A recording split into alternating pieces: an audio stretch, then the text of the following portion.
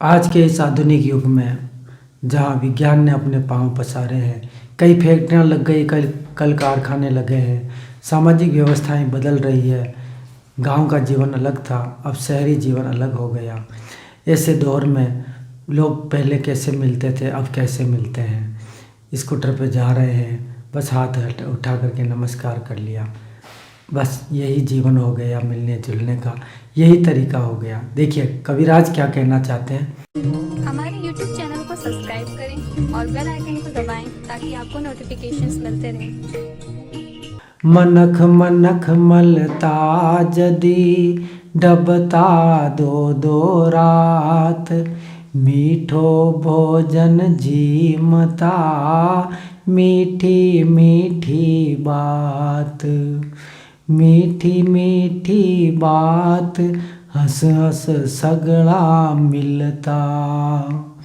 हुण जावारी बात आसोई आसो ढलता, के वाणी कविराज कम करे नी रेस मनख, डोडा डोडा जाय रूख वे क्या मनख मनख।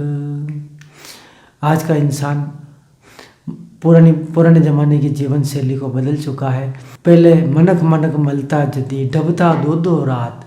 हमारे आत्मीयजन, हमारे प्रिय, हमारे स्नेही जब मिलते तो एक दो दो तीन तीन दिन वही उसी घर में रहते थे, उसी गांव में रहते थे। कितनी आत्मीयता थी।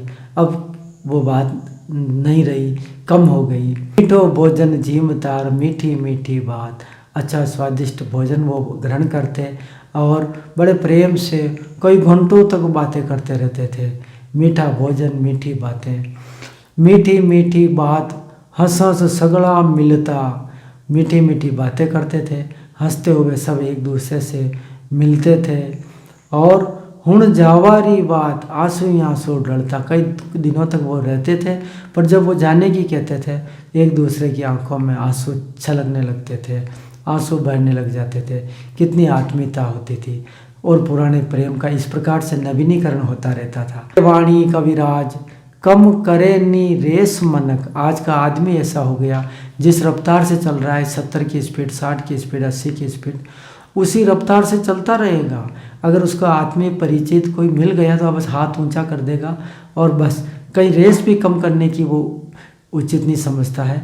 वो अपने गंतव्य की ओर तेजी से जाता रहता है, उसकी वाहन की गति भी कम नहीं करता है। डोडा डोडा जाए रूख वे गया मनक मनक। वो इस प्रकार एक दूसरे से कन्नी काटते हुए निकल जाते हैं, एक दूसरे से इस प्रकार बच करके निकलने की मानसिकता विकसित कर ली। तो डोडा डोडा जाए, वो खुद ही अपना रास्ता अलग बना रहे हैं। रास्ता सीधा है लेकिन वो टेढ़े चल रहे हैं। डोडा डोडा जाए रूख वे गया मनक मनक। आज का आदमी बिल्कुल एक तरह से पेड़, विशाल पेड़ की तरह हो गया है, रूख की तरह हो गया। बस वो रूख आपस में कोई बात नहीं करता है, एक स्थान से दूसरे स्थान तक रूख चल ही नहीं सकता है। धन्यवाद।